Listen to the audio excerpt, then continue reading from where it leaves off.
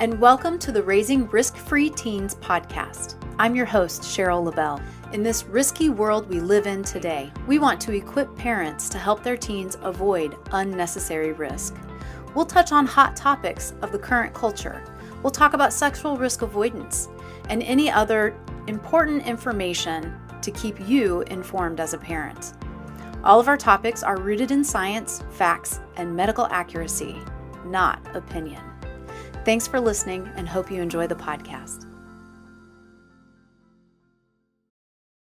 Today, our guest is Mendy Fisher. She is a community educator at Clarity, and she is going to talk to us about the connection between pornography and the brain. So, Mendy, one of the things that we discuss as we teach students, we really focus on the whole person. You want to share a little bit about that and that kind of connection with pornography too? Absolutely. Thanks for asking. Yeah, we at Clarity, all of our programming, we focus kind of around that whole person concept of we're not just a physical person. We tend to just think of our physical selves, and that is important, but there's so much more to that. So we have a mental side of us that's really important to be able to make sure that our brains are healthy, whether it's what we eat, what we drink, what we watch, what we listen to, all of that feeds into overall brain health, our thought processes. Are we focusing on negative or positive things? It can affect us. It affects us emotionally. We have an emotional side to us, so it's really important to understand that emotions are normal. And all of the emotions are normal to have. That's just a part of who we are. But being able to function that mental side of our brain to then manage those emotions so that we can be able to have healthy relationships that way. There's a social part of us. We all need to have people around us. Some of us more than others. I'm an introvert, so I tend to be more comfortable around a fewer number of people. Those of you who are extroverts, you got to have people all the time to get that energy to feed off of people. And if we need all of us to do that. So there is that social aspect for all of us. There's an ethical side of us, and again, we're integrating all of these pieces. And our ethical side is that important side for us to decide. Is this the right thing to do? Being able to decide, is this a good choice? Is this not a good choice? So that's an important thing of that. And of course, then the physical, all of those. We can't have one with the other. It's like a wheel. If you rip a spoke out of a wheel, it's not going to operate right, correct?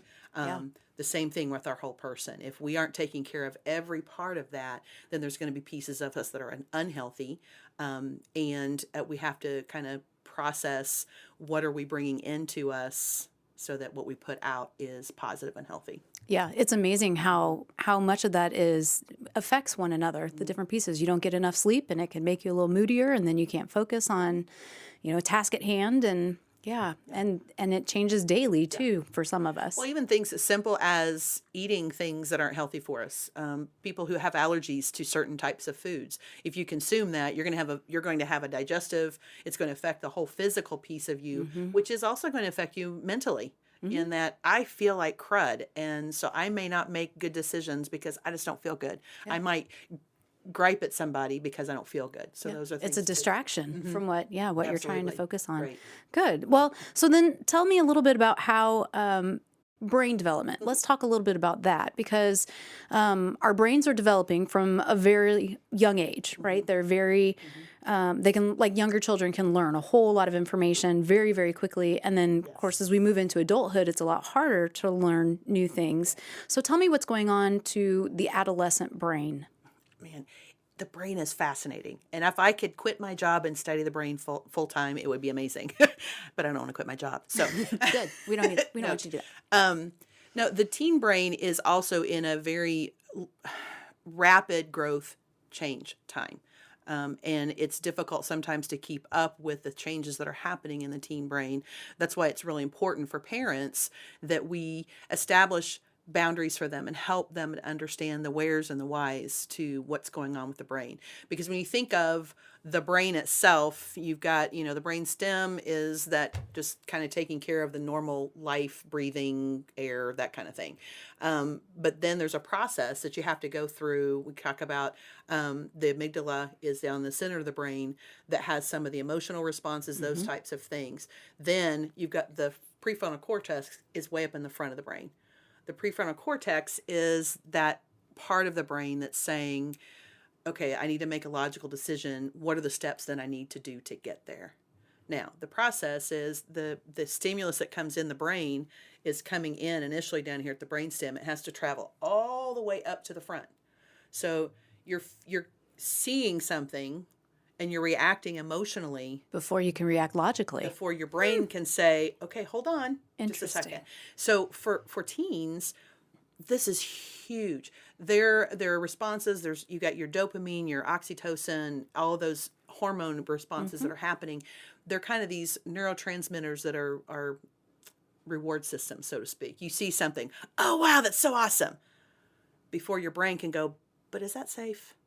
So you see teens making a lot of really risky decisions during this time because they don't have that prefrontal lobe that's developed, which, by the way, doesn't develop until late teens all the way up into mid-20s, depending. Females tend to process a little quicker than males. So they don't have the capability, if you kind of relate it to a car. Prefrontal lobe is like the brakes on a car that say, stop, there's somebody coming the other way. Teens don't have that brake pedal working properly right now. So they're very likely not going to put the brakes on when they need to. So therefore, they may be repeating behaviors like, let's say, going to parties and drinking alcohol. Everybody's drinking. I'm going to drink. This is fun. I'm fitting in. This is, I get to act kind of fun and crazy for a little bit. They don't have that frontal lobe to say, but if you get drunk, you might have other things happen. Yes. Right. Yes. And I've heard that kind of like analogy too, that if a young man is driving really, really fast and he's speeding, he's not thinking about what happens if I hit that tree. He's just driving fast because it's fun. He's just driving fast because it's fun. And it's been explained too that that youth, adolescents, they are risk takers, and that's kind of an important part of that stage in life, because if they weren't willing to take risks, they'd never try out for the football team or audition for the musical or something like that. So these are good things, but all within moderation. Right. And they're learning that through these years as their brain is developing. So then what is the effect that pornography has on the brain during this time? Okay, so porn is going to, anytime we look at, pornography, nude, naked images that we're seeing, whether that's a digital or a print kind of thing, that's reacting with a sexual response of some sort of sexual excitement, that kind of thing. What's happening when we see that image, dopamine is being released. Other chemicals are being released that say, whoa, that's really exciting. I like that. So to look at it one time, you're not going to necessarily become addicted to porn, right? But the more we look at that, again, the brain is not allowing you to say, wait, stop, is a healthy thing for you to do. A lot of times when people are looking at pornography, they are also physically pleasing themselves through masturbation. The brain will create a pathway to correlate those together. So sometimes with teens, if they're looking at porn and doing things by themselves, when they get with a person, they don't react. I've heard that pornography can affect the physical, like not just your mental and emotional and all of that, but it affects your physical too, because like young men can have erectile dysfunction with a real person, but with a screen and pornography and images, he doesn't have that issue. Right. Now, do you ever build up a tolerance? Do young people build up a tolerance to what it is that they're seeing? Yes, because that's one of the things with dopamine, the more you go back, the more you want more. And so it's like, I'm looking at, let's say I'm just looking at an image on a magazine or a print ad or whatever and getting reaction. Once you've done that over and over and over, it's like your brain has created this little pathway that says, okay, I'm used to this. I need something more. I need more excitement. Remember, it's that risk taking that's absolutely normal during this time. I want to be able to take these risks, but I want to see something more. So it's looking at more hardcore pornography, which can be very unhealthy. Most pornography is not going to be healthy sexual activity, right? And so they're watching sex that isn't healthy. So their brain is registering this is normal. We're normalizing unhealthy sexual activity. And this isn't doing it from, I need more dopamine response. So I'm going to look at more harder core and more harder core. And so a lot of the porn becomes very abusive. And their brain is normalizing that this is the way I'm supposed to do sex.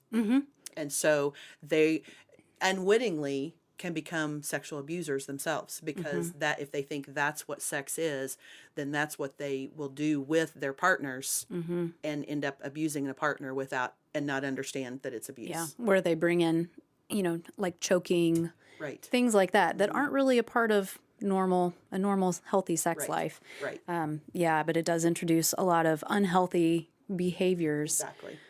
Which is really unfortunate because if you have young people who have no context to place it in and that's what they're learning, then yeah, it normalizes that behavior. Well, and I think one of the things to understand, a lot of times when I go speak with parents, they're shocked. They have no idea that this is even going on to some degree. My child isn't looking at that.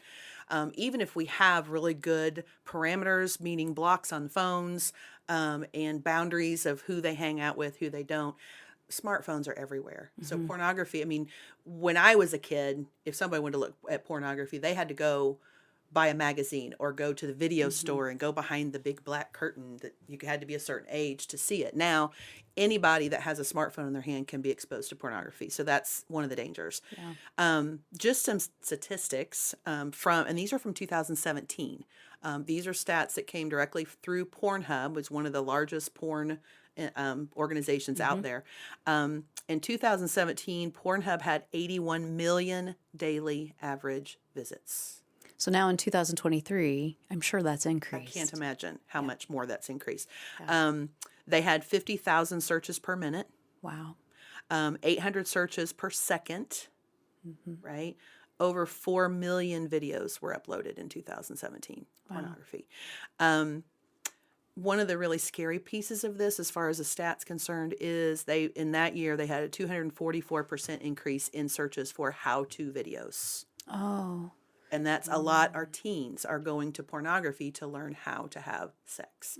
I mentioned sex on porn is not healthy sex. It's often it's abusive to mostly to females. The highest percentage of pornography is physically abusive towards females. It is abusive towards people who are not white. It is abusive towards people in the LGBTQ plus community, and there's no part of that that's okay. No part of that that's okay. But that's what teens are watching, and it's being normalized, that this is just how it is. So it's very damaging emotionally and mentally to anyone who's watching that, as far as that goes. So those are things. Some other stats, which I found interesting. 54% of users believe sexual acts that may be forced or painful, they don't believe that that's always wrong. Oh, so it doesn't feel good, but it's a me problem because it should feel good because that's what I've seen and that's what other people like. Normalizing that behavior. Yeah. So then you don't listen to your body. You push yourself to do something you're not comfortable with. And then only 44% of users believe something being depicted as demeaning is always wrong. So again, it's demeaning towards all these groups of people. It's demeaning towards all people. Yes. And, at Clarity, we believe that all people have value. All people have worth. So is pornography the best option to get out there when it is mostly demeaning and abusive towards people? Some statistics to think about. Only 54% of porn users believe that sexual acts that may be forced or painful are always wrong. Only 54% of viewers. Okay. That's barely a majority. And then another one, only 44% of users believe someone being depicted in a demeaning way is always wrong. That's so unfortunate. So you have to think about that, because most pornography is that, putting people in demeaning positions, activities that they would not normally do on their own. By the way, most porn's not real. It is performed. And then one of the things that really bothers me is of teens and young adults, 13 to 24, right? They believe that not recycling is worse than viewing porn. Oh, interesting. That's really bizarre to equate the two together as well, with recycling versus what's healthy for your mind and then your future relationships, really. And, some of the other statistics that you pointed out too, with how many actually perceive it as being okay or not okay, it's almost like watching this pornography is molding our young people's minds on what is ethical and what is not ethical. Right. So if you saw someone in the street abusing an animal, you would have something to say about it. But if you watch it in the sexual context, it's okay. It's just a crazy. Let's go back to the brain. These neurochemicals that are releasing dopamine, oxytocin, all of those that are getting that excitement, that reward for what we're doing. They're neutral. Those chemicals are not telling you that this is right or wrong. This is just saying, wow, this is exciting and I want to do it, right? So again, prefrontal cortex is not developed yet to say, ooh, this isn't really healthy. Maybe I should consider doing something else. Those chemicals are just saying this feels good and I'm going to do it. So we got to remember that those are neutral. Whether they're not going to recognize right or wrong at all. So the ethical part of the brain hasn't kicked in yet. And so if we are not having these conversations in general, but specifically with our kids to help them understand the why, it's not just, I don't want you to do it, right? Because parents have rules and teens naturally, remember that risk taking. I want to push against, I'm pulling away from my parent involvement because that is the natural thing to get them to adulthood, so where they're able to take care of themselves. So that is a normal thing. Those neurochemicals are trying to help you take those risks to do that. But we still need our parents to help us until we've got that fully developed frontal lobe To guide and lead. And so it needs to be more of a conversation, not just don't do this, but here are the dangers that can come with pornography. Exactly.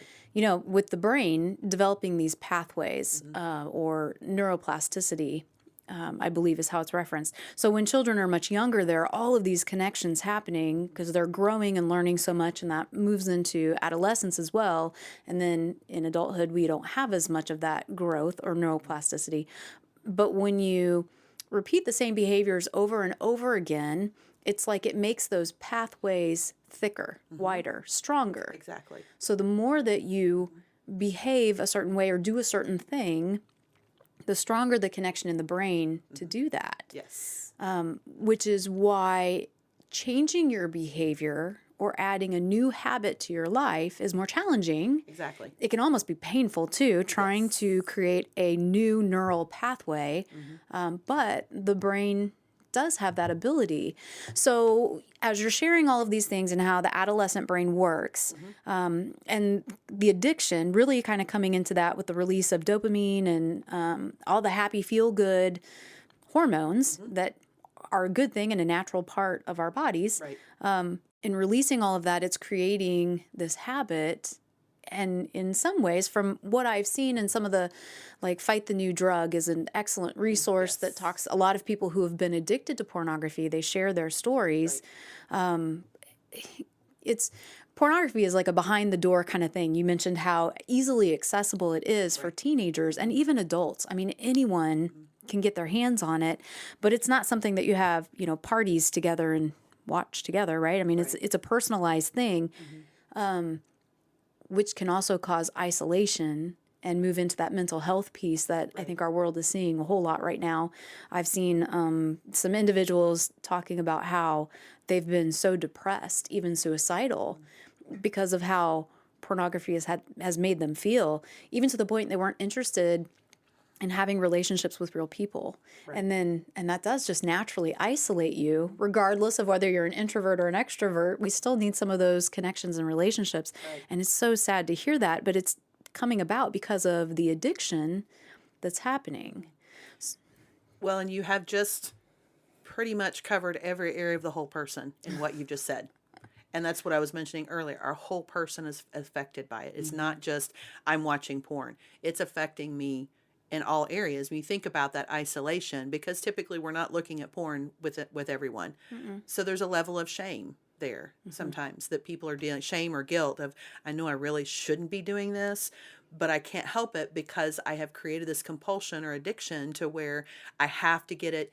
Part of it begins initially, I get this, I look at it because it gives me this excitement, this little high, right? It becomes, when it moves into that compulsion or addiction, now I have to look at it in order to feel normal. Yes. Right? Yes. And by the way, these are the same neurochemicals that are releasing to people who are addicted to hardcore drugs, like heroin and crack cocaine. So it's the same response in the brain. So it is so easy to become addicted and so difficult to stop because, like you said, you've created that neural pathway. And so we have to be able to kind of work with our teens to help them understand the risks associated. They have to decide for themselves what they're going to do. But if we can give them a good base, a good foundation to work from, to understand the whys, they may be less likely to get involved with it to begin with. So that's just something that we have to, constantly having conversations, not putting the thumb down and, ordering and rules and that kind of thing, but just checking in on kids because they are exposed and then they don't know what to do with it. They may be afraid to come to us and say, oh my gosh, I was looking something up and these images popped up and I didn't know what to do. Yeah, and it happens a lot more now than it ever used to. So we have been working with a researcher who's been discussing some different topics of SRA with us, and one thing he recently said was that because teens are naturally risk takers, when you're speaking to them about the consequences or the risks involved with sex outside of the healthy boundary of marriage, because kids are naturally risk takers, that fear-mongering is not necessarily going to influence them. It'll work on some, and it does have a place for sure. I think it's important for kids to know that. But our researcher had suggested focusing more on the positives, why it's good to stay abstinent, why, in this case, it's good to not look at pornography, how it will impact you positively, to avoid it, to get it out of the way. Yes. Many times people are looking at pornography for the same reasons that people that turn to drugs and alcohol. It is a way of coping with something going on with their mental health. I'm feeling alone. I'm feeling depressed. I'll do this to make me feel better. So being able to dial into mental health and be working on that ongoing, because the mental health of our teens in this current culture is declining. Because they're exposed to so many things. It's kind of this overwhelm of exposure, not only to porn, just in general. Information is so readily available. It can become very just overwhelming. I don't know what to do with this. And so we can start to pull back and pull within ourselves. We need that social interaction. And so we need to figure out how to bring kids out and talk about the things that are not going well for them and help them see the positives. Again, we have a lot of people, marriage is something that people aren't looking at so much right now. Let's talk about the positives of having that lifelong committed relationship. One of the things I thought about earlier with brain function, those dopamine, oxytocin releases and is more specific to females. It's a bonding chemical, neurochemical. That is very necessary in relationship for a female. She's going to release those neurochemicals and will bond with whatever thing or person, right? So in a relationship, when she is physically touched or intimate with someone, she's going to bond because that's part of what the brain is telling her. Vasopressin for males is the same. It's that bonding chemical. So one of the things, the dangers with porn is if I am bonding myself to those images, it's going to make it much more difficult to bond to a human being. Yeah. Sometimes viewing porn is also tied to multiple sexual partners. If I create a neural pathway in my brain that those chemicals are only going to release when I'm going from person to person to person or image to image to image, thinking, well, I'm not married right now, so what's the big deal? I'm getting a release so that I'm not having an affair on the person that I'm dating, right? Well, then you get in that monogamous relationship, your brain has created a pathway to go from person to person to person. So it makes that relationship very challenging. Yeah. So this is why it's so important to consider, do I want to take a chance with that, so that I can kind of think forward to a healthy future? What do I want in a relationship in my future? Yeah, not just the immediate, but looking ahead too. Good.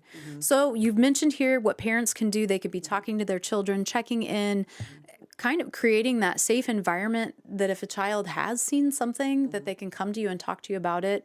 Or if you, as hard as it might be as a parent to create that safe space, that your child could tell you if they've engaged or looked into that. And sometimes I think it's hard too because there are adults that have gotten caught up in this. And I know we're speaking specifically to teens, but there is hope because the brain does have that neuroplasticity. You can create new pathways, and there are ways to break the habit. And I think we're finding more and more support out there to help with these. It's maybe not so openly shared because it does seem like a shameful thing, but they are out there, and especially Fight the New Drug is a great resource to start with. I know there are others too, but I really encourage that particular website because they really are looking at the dangers, the risks associated to pornography, and they're taking it from a very neutral standpoint. They literally are just doing the research. What is the effect of pornography on people in different situations? And they have resources available for people who are struggling with that, because it is very common everywhere you go. People are struggling with pornography. So it's not I'm the only one out there. So they have some resources directly you can connect to, but there are a lot of different places, different counseling centers now that are beginning to kind of branch off into that because they're realizing how difficult people are having dealing with pornography. Yeah, you're right. Pornography has been around for a very, very long time, and we're seeing a lot of issues that are coming up because of it. So one thing parents can do too is, I guess, prepare themselves ahead of time for that moment that a child reveals to them that they're struggling with it, or maybe they find it on their device, and the reaction, because that's going to be key to the child to feeling safe to open up and talk about it. So, and it's hard if it's like your immediate reaction is, oh my gosh, right? Yeah. But if we can take that moment, remember, let that emotion work its way to the frontal lobe to be able to calm down and be able to just have a discussion rather than a lecture. Yeah. Good. This is great information. Really appreciate your time today to talk about it. Yeah, thank you. So good. All right. Well, thanks very much. This is the first of 4 that we plan to do on the topic of pornography. So next time we'll be discussing how pornography normalizes toxic behavior in relationships. Hope you'll join us for that. Hey, thanks for listening. This podcast is brought to you by Clarity of Central Indiana. We hope you enjoyed today's topic. Be sure to leave us a review and share with your friends. You can find any links mentioned in the episode notes. Always remember that you have value, you have worth, you matter.